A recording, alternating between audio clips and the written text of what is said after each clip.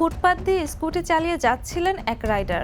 তাই দেখে এক বৃদ্ধা তাকে দৃঢ়ভাবে থামিয়ে দেন এবং তাকে আবার মূল সড়কে ফিরে যেতে বাধ্য করেন। সম্প্রতি সামাজিক যোগাযোগ মাধ্যমে ভাইরাল হয়েছে এই video.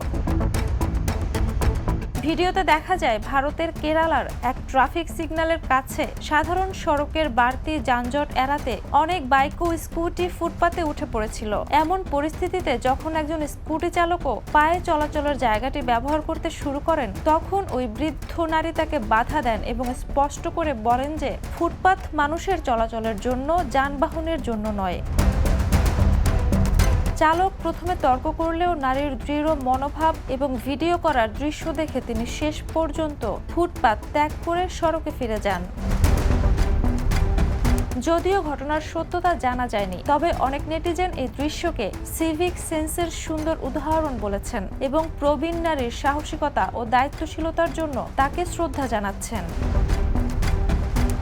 Jhuma Mridha, the news. দেশে দেশে সবার সাথে দ্য নিউজ।